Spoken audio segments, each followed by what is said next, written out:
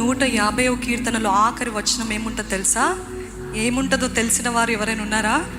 తీయద్దు, Bibles తీయద్దు. 150 అధ్యాయములో కీర్తనలో ఆఖరి వచనంలో ఏముంటుందంటే, సకల ప్రాణులారా యెహోవాను స్తుతించుడి. అంటే ఆయనని కీర్తించడానికి ఏమి కావాలంట? ద మెయిన్ క్రైటీరియా, ఎలిజిబిలిటీ ఏంటిదంట? ప్రాణముతో ఉన్నవారు. హల్లెలూయా. ఇక్కడ ప్రాణముతో ఉన్నవారు ఎంతమంది ఉన్నారు? హల్లెలూయా చెప్తారా? చెప్పని వారు చచ్చిన వారా? చెప్పని వారు చచ్చిపోయిన వారా? అంటే ఆత్మీయంగా చచ్చిపోయిన వారా అని అడుగుతున్నానండి. నొచ్చుకోకండి. ఆత్మీయంగా ఎంతో ప్రాణముతో, శక్తితో, జీవముతో నేను ఉన్నాను అన్నవారు చేతులెత్తి హల్లెలూయా చెప్తారా? Let everything that has breath praise the lord. Do you have breath? మీ పక్కనున్న వారు ఒకవేళ పూజించకపోతే, ఆరాధించకపోతే మీరు బ్రతికే ఉన్నారా అని అడగండి. As simple as that. ప్రాణముతో ఉన్న ప్రతి ఒక్కరూ సకల ప్రాణులారా యెహోవాను కీర్తించుడి, స్తుతించుడి. అంటే మనం అందరము సృష్టించబడింది దేనికోసము? ఆయనని కీర్తించడానికి.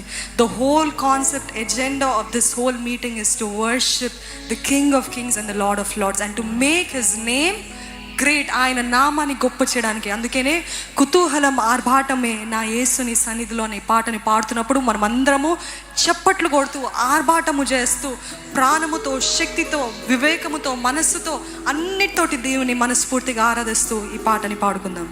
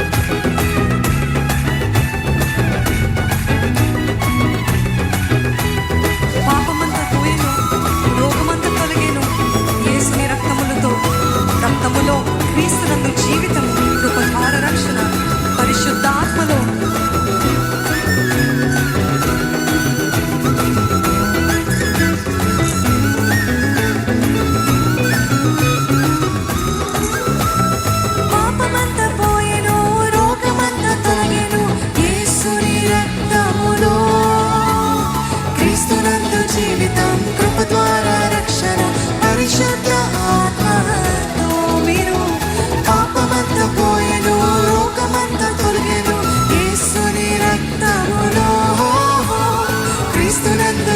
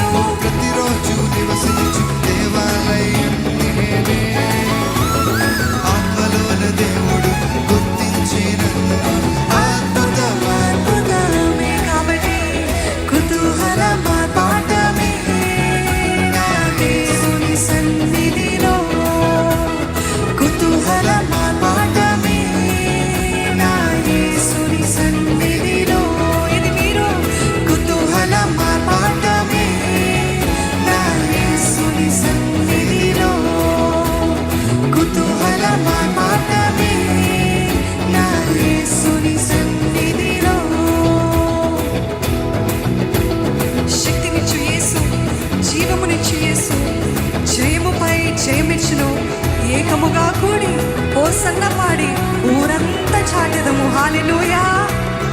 జయము అని చెప్తారండి. యేసు నామములో జయము. హల్లెలూయా.